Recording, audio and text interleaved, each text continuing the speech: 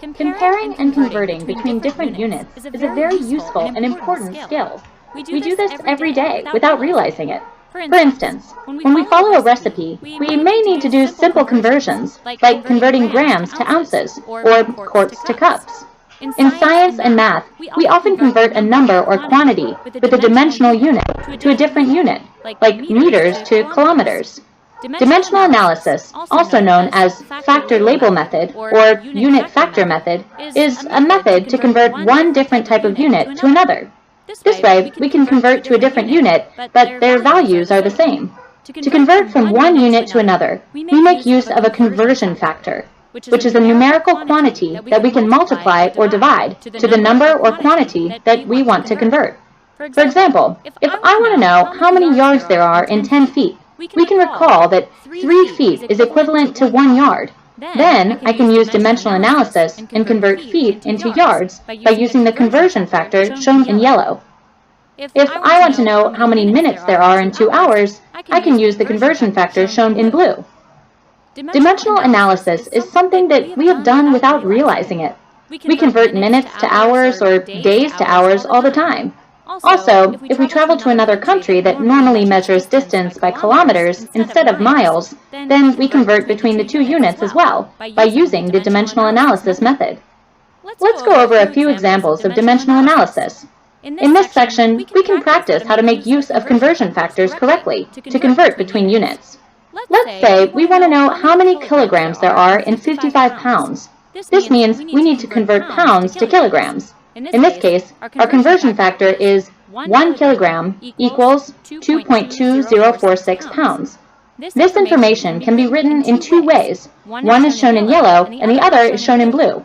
You'll notice that in 1, the kilogram unit is on top, and in 2, the pounds unit is on top.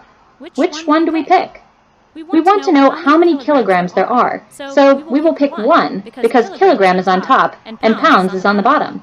If we multiply this by 55 pounds, the unit pounds will cancel, and we will be left with kilograms. When we use conversion factor 1, let's see what happens. Now we have successfully converted pounds to kilograms. Let's look at another example. How many feet are there in 140 centimeters?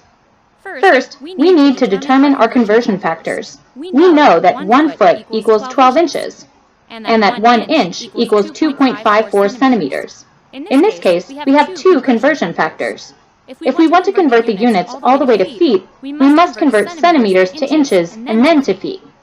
Now, we need to determine how we go about our dimensional analysis. We want to find the number of feet, so we want to cancel all the units out except feet. We have two conversion factors, so we string them together, and this is what our dimensional analysis should look like, to convert centimeters to feet. Let's go over another example.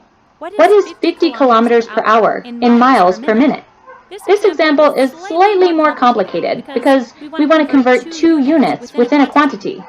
If we are given these conversion factors, 60 minutes equals 1 hour and 1 mile equals 1.60934 kilometers. How do we use them?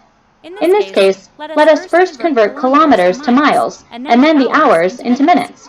Since we have two conversion factors, we can string them together and the dimensional analysis solution will look like this. Here's another example. Convert the area of 140,000 square meters to square kilometers. Let's say our conversion factor for this is 1,000 meters equals 1 kilometer.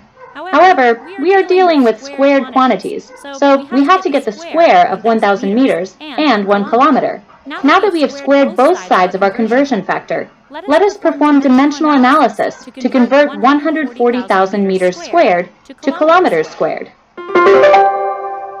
Dimensional analysis, also known as factor label method or unit factor method, is a method used to convert one unit to a different unit.